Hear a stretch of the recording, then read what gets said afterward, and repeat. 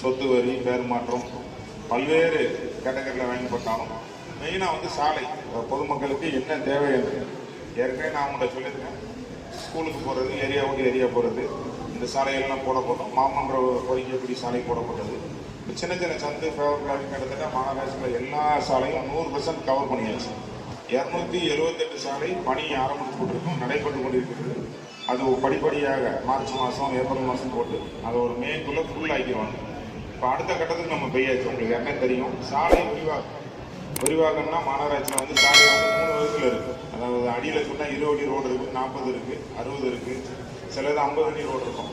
இந்த சாலையெல்லாம் முன்னாடி 5.5 அகலம் தான் மீட்டரில் சொல்கிறோம், ரோடு போட்டுருக்கோம் 60. அது எவ்வளோ அகலப்படுத்த முடியுமோ நம்ம அகலப்படுத்தணும். நான் காலத்துக்கு தகுந்தபடி மாநகராட்சியில் முன்னாடி ஒரு 20 வருஷம் இல்லை 30 வருஷம் முன்னாடி பார்த்தீங்கன்னா 3 வீடு 4 வீடு தான் காரை சொல்லலாம்.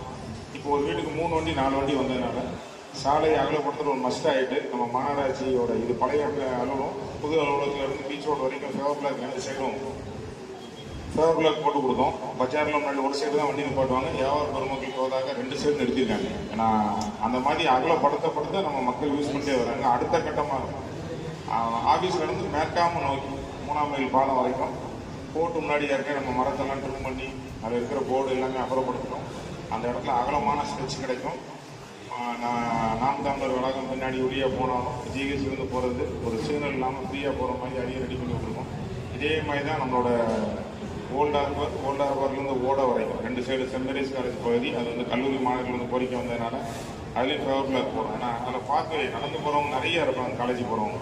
ஆனால் அது வந்து நம்ம ஏற்கனவே பீச் இருக்குது, முத்துநகர் பீச் எல்லாம் அங்கங்கே இருக்கிறதுனால அங்கே வரைக்கும் கொண்டு போகிறோம். அது ரைட் சைடில் மாதா கோயிலை தாண்டி வரைக்கும் அந்த பகுதியும் வந்து ஃபுல்லாக வர இருக்கிறது. அதே மாதிரி நம்ம பிரேனர் லிங்க் ரோடு, நம்ம டிஎஸ்பி ஒரு கேம்ப் ஆஃபீஸ்லேருந்து பிரேனருக்கு லிங்க் பண்ணுற ரோடு அகலமாகுது. ஸ்டெம் பார்க்கு முன்னாடி உள்ள road end to end favour black போட்டு அந்த இடத்துல அகலமாக இருக்குது. டூவிபுரத்தில் பார்த்தீங்கன்னா ஜெயராஜ் ரோடையும் நம்மளோட விவிடி ரோடையும் இணைக்கும் மாதிரி 5000 தெருவில் ரோடு அகலமாக தான் இருக்கும். அகலம்னா ரோடு அகலமாக இருக்கும், பிடி வந்து கம்மியாக தான் இருக்கும். அது வந்து ஃபுல்லாக அகலப்படுத்தி அந்த சாலை போடப்படுது. நான் எதுக்கு சொல்கிறேன் என்று கேட்டால்